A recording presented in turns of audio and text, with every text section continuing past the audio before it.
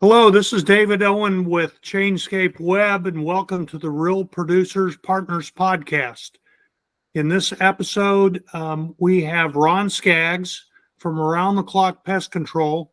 He's going to talk to us about what he does and how he's been doing it for years.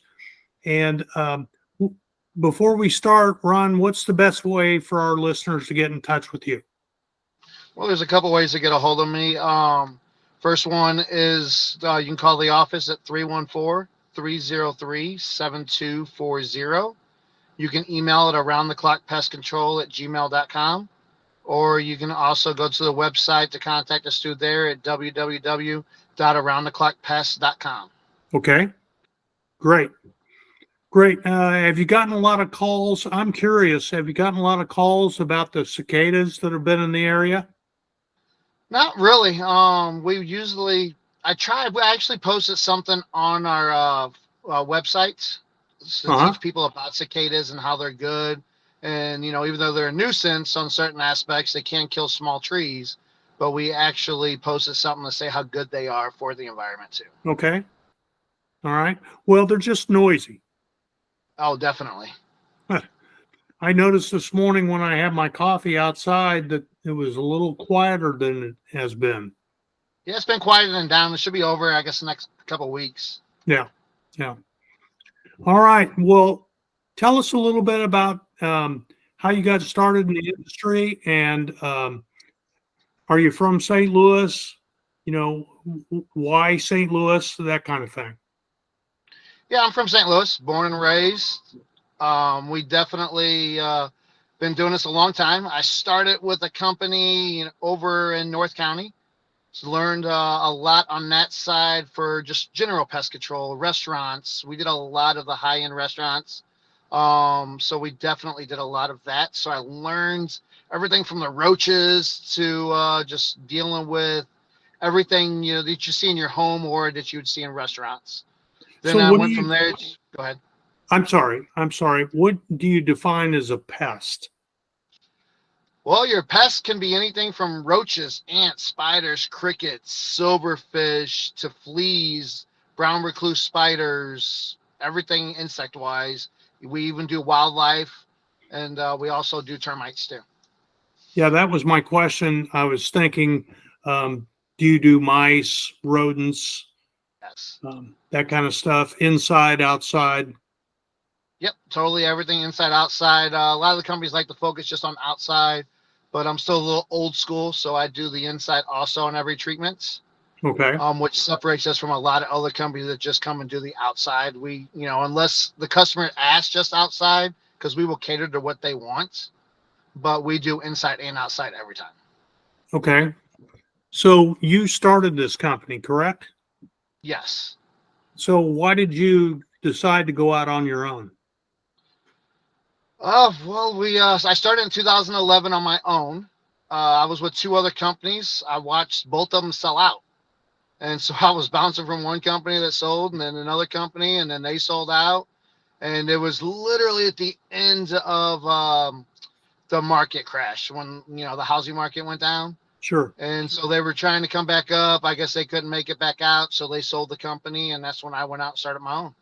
Okay. All right. Eh, Are you glad you did? Oh yeah, definitely. I was scared at first. You never know what you're looking at, from a guaranteed paycheck to something that you're working for yourself and making your own money. It was definitely a scary thing. So, from your experience, how has the industry changed over the years? Well, one of the biggest things, well, chemical always changes. They went from, DDTs and chlordane, that was even before me, Yeah. to the stuff that we got now, to even people pushing green, using mint sprays, so you see a lot of those types of changes. Okay. Bed bugs are a huge thing that's come back. Over my years of being in this, about 25 years, maybe a little bit longer than that, not counting my age. Definitely, I've seen them come back tremendously. And it's because of the sprays. We don't use the DDTs or anything like that no more. And so that's why you're seeing that resurgence of those. Um, You know, a lot of people don't think much about pests until they have ants walking across their counter. And what can they do to kind of prevent that activity? A lot of the stuff that you can do is keeping stuff clean. And a lot of people don't realize, there's so many that little specks of crumbs that get between the stove and the countertop. Okay. Easily forgotten. You're wiping your stove down, not thinking about the crumbs that get in between there. Sure. And so those spots like that are, notorious. Behind the refrigerator, the crumbs from the, any type of food that you got in your pantry. Hmm. That's where, back when, we were growing up and stuff, we had Tupperware. Right. You don't hear about it much no more, but they're great to keep pests out. It keeps your grain weevils out and your little moths and stuff like that. Keeps all that away, and it's good to store all your pastas and cereals and that kind of stuff to help with that. Yeah. Yeah. And you know, it just keeps it fresher longer. And I'm not here to sell Tupperware, but that kind of a container that seals up, I'm sure the fragrance of the food is contained as well. Oh, definitely. And it's cheaper to buy bulk. So, when you're putting it into those Tupperware containers to, keep it fresh, Yeah. you're saving a little bit of money too. Right. Especially with me having 4 kids, Yeah. so we got a big house. So it's easier to go that way. Yeah. You bet. You bet. So what makes you different than a lot of the companies out there? We see a lot of ads on TV all the time for different um, pest control companies. What makes you different? Well, the main thing is we're family owned, which there's a lot of them in St. Louis that are family owned. But I try to keep costs down, and we cater to the customer. Like I said, inside, outside sprays. I keep my costs down. We have no contracts, which is huge compared to other companies. I feel if we did something wrong and I can't rectify the issue for you, then you shouldn't be stuck with me. Yeah. So that's one of the things that I'm huge on, even though I, do everything to try to make somebody happy. Sometimes you can't, and I don't want them stuck with me for another, 2 or 3 sprays just because they're under a contract. Sure. So we do no contracts. We cater to everybody. We, try to set exact times really. Of course you got to allow for drive time, stuff like that. But, we don't do 4-hour windows, just come out and spray the outside. We'll be there at 11, to come inside and outside. So pretty much you don't have to base your whole morning and your whole afternoon waiting for us. So do you do kind of routine checkups? Tell me a little bit about how you do your services. Well, our system emails everybody, texts everybody, even when they're on their way. It lets them know, hey, we're on our way. We're this far out. Like I said, the inside, outside, is a general pest control. We can add mice to that. We can add like I said, anything you need to it. We can cater to your services that you want. We always recommend at least once a year doing a termite inspection, which is included. It's totally free, as long as it's not for a warranty purpose or, pest control, real estate purposes. Termite inspection is free for everybody. Come out there and take a look and make sure everything is good in your home. What's an indication that people that you haven't used your services could know that they might need some help with that? Termites specifically. Well, termites are hard to know that you have. That's why it's good to do your yearly inspection, because they come up underneath the insulation. They come up because your soil's too high on the side of your house. They hide underneath your firewood. They're very secretive. So a lot of times you won't even know that you got it. And when you're sitting there and you got a shelter tube, you just think it's dirt sometimes, and people sweep it down, not realizing they have termites. So those little indicators are definitely a good thing to do. If you're going to rehab your basement, it's good just to call us, and let us come out and check for you before you actually finish your ceiling or finish your walls or anything like that, so that we can see if you have termites beforehand. Right. Are there areas, you mentioned soil up against the high on the foundation? Are there other indicators or characteristics that may cause a termite infestation? Well, the famous saying here is in St. Louis: if you haven't had them, you're gonna get them. Okay. So every house can get them. They're Yep. literally, they can forge from a football field away. You're talking 100 Really? yards. Oh yeah, they can literally be at your neighbors down the street, and they're forging to your home. They are a forging insect.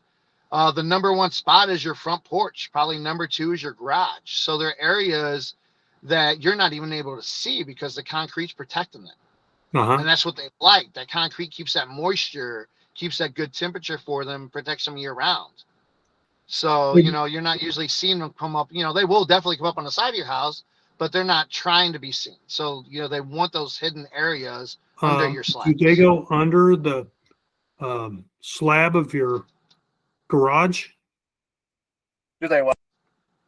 Do they go under the concrete on your garage floor? Oh, yeah, definitely. They'll come Concrete on the garage floor and then literally. on the foundation wall. So that's how they come Okay. in, and then they hit the foundation wall. Then they hit that sill plate and work their way up from there. Yeah.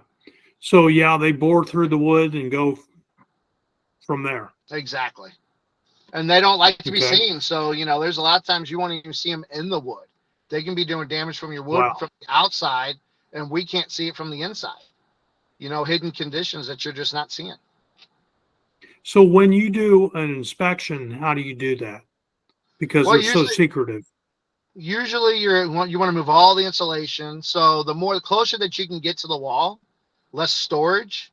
You definitely want to be able to get to all of that. Removing that insulation is a great tool to do.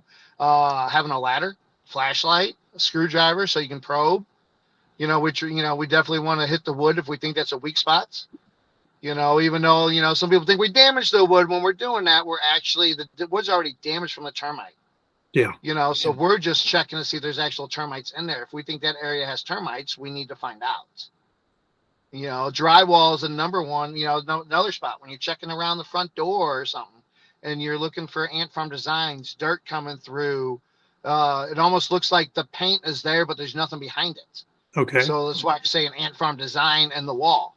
Everybody's kind of seen an ant farm. It's that kind of design that's underneath the paint when you're shining your flashlight down at it. Yeah. Wow. That's something to keep an eye out for. I would think this time of year they'd be active. Maybe it doesn't matter because they're down in the dirt. Yes, they're active year round here. They're slower in the wintertime, but they're still active in the wintertime. Yeah. Yeah. So from a real estate perspective, from an agent perspective, what are some of the things that they should be aware of? Well, one of the biggest things that I always try to, let agents know, is they love to sit there and say there's no activity found, it's old, stuff like that. It doesn't matter. When you're dealing with termites, they're foraging insects, so they could not be active at that moment in time and come back at a later date. So when we sit there and we tell everybody, we never want to say old, we never really want to say new, unless we can literally see that it's moist and there's termites in it, but when you're sitting there talking about you just see evidence and there's no activity, we say it's not active at this moment in time. And the reason we say that is because they are a foraging insect. Like I said earlier, you're talking a football field away. So they got miles and miles literally of, different runs that they can use at that time. And if they can't find a good food source or they find a better food source, the wood's got better food in it, that they want. So they'll go to that area and stuff and leave that one alone. And then they'll come back at a later date. They have long memories too, it sounds like. Well, they are known to do, we actually go to work so we can eat. They eat so they can go to work. Yeah. So they work constantly. So that's why when I said they're foraging, they're constantly foraging for a good food source to be able to eat. Yeah. So I had pine trees in the backyard that had termites in it. The pine trees are long gone and the stumps are still there, but there's no discernible activity of termites in them. But that doesn't mean they're not around. if you never treated your home or it doesn't have any protection, it's always a good thing to be protected. So Okay. one of those things I tell people, for instance, a slab home or it's a finished basement, we don't see no evidence. Sometimes I tell them it's better to be proactive, Sure. turn your little piggy bank jar into a termite jar. And, when you get up to, the amount that you need for the treatments, literally get the home treated just to be proactive. It's better to protect sometimes than wait until they do their billions of dollars in damage they do every year throughout the homes in the U.S. Now, how do you go about treating for that? Well, there's a couple different ways of treatments. The two major ways that people do treatment are bait stations or a liquid treatment. So we do offer both. Since I work for the real estate side, I do more of the liquid treatment because we want to keep it cost effective for the buyers. Okay. When you're doing a bait station, you're literally putting them into either a quarterly or, depending on the company, a bi-monthly payments plan. And, I want to make sure that it's cost effective because, they're buying a house. It's their first time or they've Sure. done it before, but that's an extra cost they wasn't expecting. With a liquid, you're just looking at a one time a year type of price, and it's low, to keep up with your warranty. So is that And, just a spray around the outside? How does that work? well, liquid is we're drilling inside the garage, drilling the front porch, drilling the back patio or any concrete that touches it. And then, of course, pumping, patching the holes back up with concrete, and then treating the soil around the rest of the home. So I Okay. tell people it's kind of like building a moat around your castle. Okay. Is the easiest way to think about it. It's not green. So, if you care about that, then the bait stations are the way to go.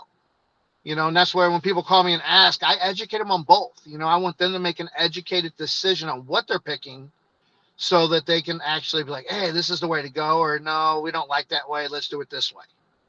Now, a bait station is a central point that attracts them. Is that how that works? Yep. A bait station is put about every 10 feet all the way around your home. Okay. The only way that those work is because it's a non-active cartridge inside the bait stations. And then when they get an active hit, because it's being monitored, they take that non-active cartridge and they put an active cartridge in. Okay. So that's where it's only as good as you're paying for it. So if if something happens and you can't afford to pay for it, you don't have no real protection around your house. And So that's where the what? liquid treatment comes in at. You're protected no matter what. Okay.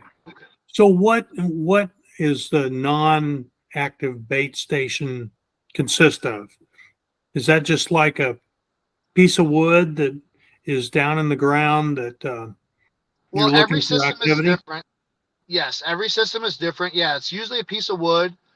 Depending on the bait station, there is some that's got cellulose in it. Okay. Cellulose is what the termites are looking for in wood, paper, boxes, anything like that. They're wanting cellulose. Okay. Okay, so like there are some that's got 100% cellulose at the top of it. Like there's wood at the bottom and cellulose at the top. And that cellulose cartridge is what you take out and replace it with an active cellulose cartridge. Okay. Some have wood in it that you take out and replace with the chemical that's got wood, that's in it. So it just depends on the system that's out there or that you're using or whatever company is selling. Sure. Sure. And what does the active cartridge consist of? Literally, it's just whatever chemical that company is using in it. So, it can be a fipronil based, anything else that's out there. So it just totally depends on the active ingredient. So is it designed to that they ingest part of that and then take it back to the crowd to share it or something? Exactly. Yep. That's how your Okay. bait systems work, and that's how your good chemicals for termites work. Now Okay. you can, of course, depending on companies, get cheaper chemical. That's what we call non-repellents and repellents. You Mhm. want a non-repellent so that they get it on them, take it back to the colony and eliminate the colony. Okay. Repellent is a little bit stronger, so it kills kind of like on contact. Okay. So they're not going to make it back to the colony.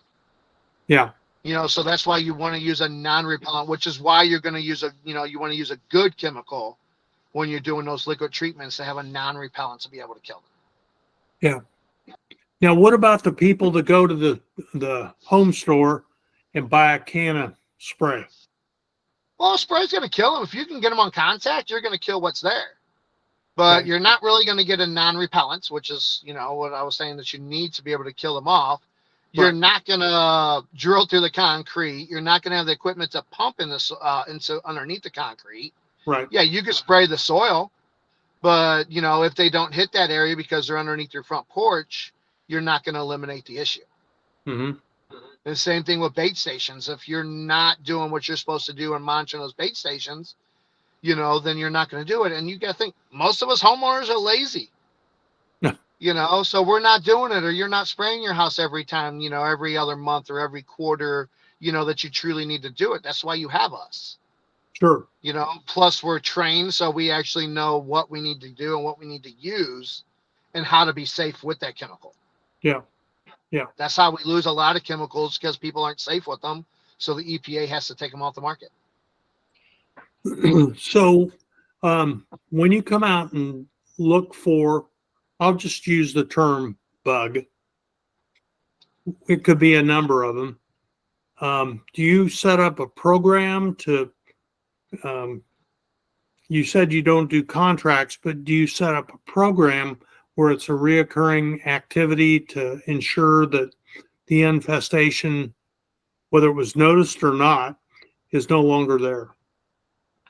Like I said, we cater to the customer, so we do what they want. Of course, we always recommend a quarterly pest control.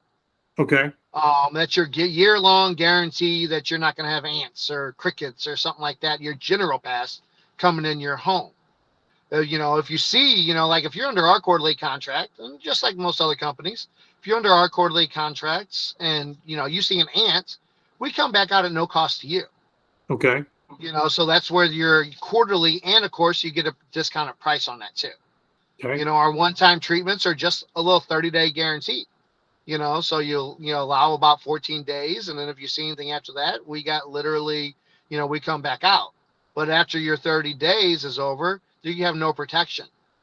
Okay. So that's why, and it's a little bit more expensive, because initial or one time is going to be, higher than our quarterly is going to be. Or if you pay for the year up front, we even offer a better discount on that too.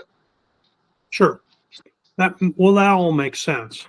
So, again, if the best way is for people to be diligent and to look, pay attention, look under the stove once in a while, look under Clean the the stove burners. every once in a while. Yeah, clean it. Well, we try to do that, but I think, how often do I look under the stove? Yeah. Is there something going on under there, or under the sink? Yep. I would think that pests travel on along the pipe in your house too, on the outside, use it as a highway, and could come through the openings in the drywall to get in your house as well. Definitely. Different pests from mice, for mice instance, they leave a trail. It's usually a urine trail, so people can, so they can follow that, so they know where they go. Because the whole three blind mice thing, they see shapes and shadows, but they don't really see like how we see everything. Okay. So their whiskers, they do a lot of their whiskers to feel where they're going, and they use their nose. So that pheromone trail, that they're leaving, is how they know where to go. Ants do the same thing. They do a pheromone trail. A lot of your insects are all like pheromone trails, and they don't want to be seen, so it's when you're sitting there talking about, they're running those pipes, or they're running that crack that, that you should have sealed up around the outside of your house where your water spigot goes in. Right. That just wears out, because over time your house needs maintenance, and, if you're neglecting it, they're getting more spots to come in. Sure. Or if there's a moisture issue, you're not cleaning your gutters. Simple things like that that people kind of neglect, are different. It can cause different issues. Right. They can literally, I've seen ants nest in gutters, nest in the leaves, because nobody's cleaned those out. And then you got ant infestation, and that's why. Right. Right.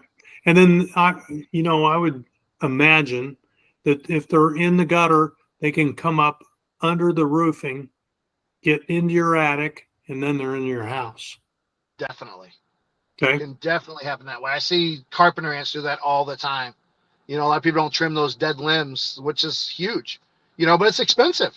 If you ain't got the pole saw to do it or something like that, you got to pay somebody to do it. It can get That's right. expensive. That's right. And those dead limbs usually can have carpenter ants in them.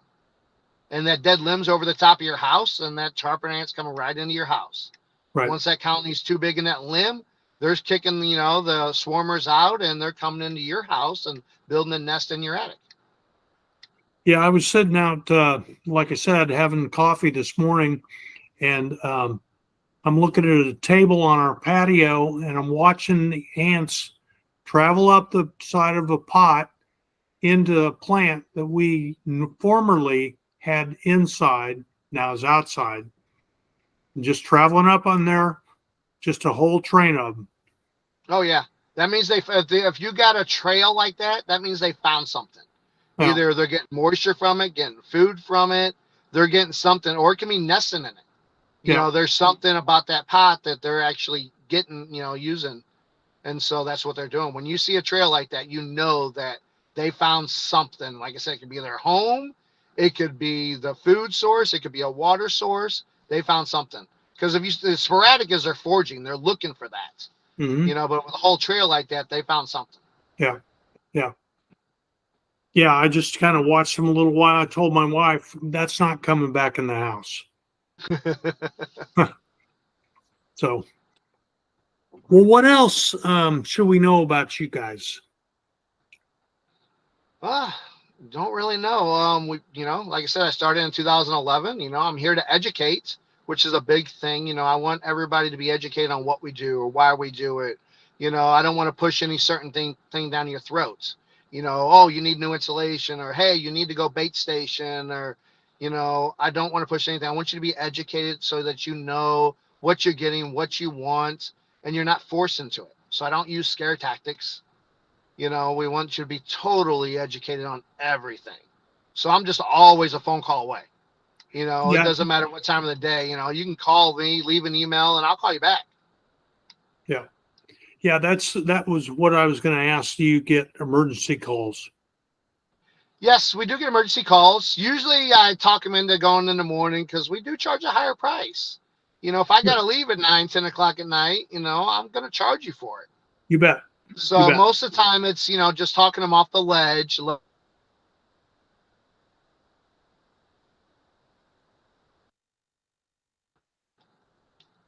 Yeah. Yeah, that's totally understandable. So yeah, that's a lot that we do, but we do everything. Like I said, we do wildlife, and that's usually the late night calls we'll get.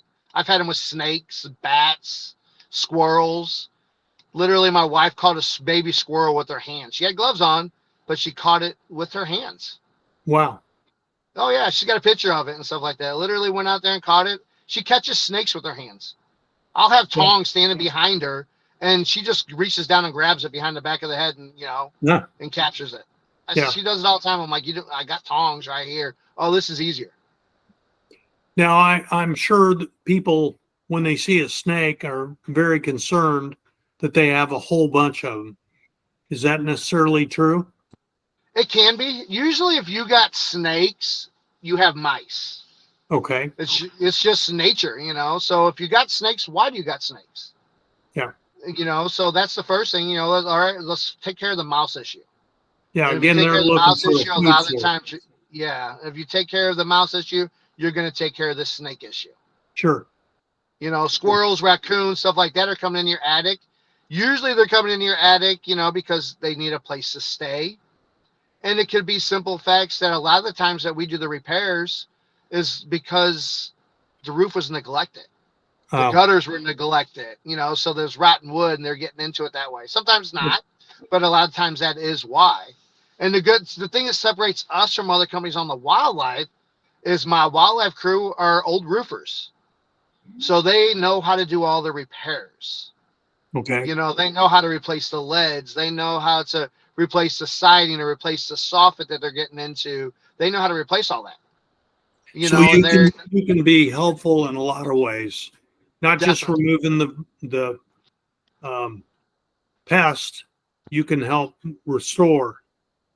Yes. Yeah. My crew can definitely do that. That's, with us doing, my family did roofing for 40 years. Okay. So I've had roofing on that side. So, I was able to bring in roofers to be able to take care of those issues on the wildlife side. Okay. So, so it made us a little bit more, knowledgeable on everything that needed to be done up there while they were just removing the wildlife. Right. Right. All right. Well, this has been fun. I've learned a lot, and there's a lot I need to pay attention to, I can tell. We all do. So thanks for your time, Ron. Again, how can remind everyone how they can get a hold of you? Well, you can call the office at 314-303-7240. You can email me at aroundtheclockpestcontrol@gmail.com, or you can even schedule on our website at www.aroundtheclockpest.com. Okay. All right. That's great. Thanks much, Ron. All right, Appreciate thank your you. Have a good time day. and taking the time to educate us. Thank you. Have a great day. All right. All right. Thanks. All right, bye.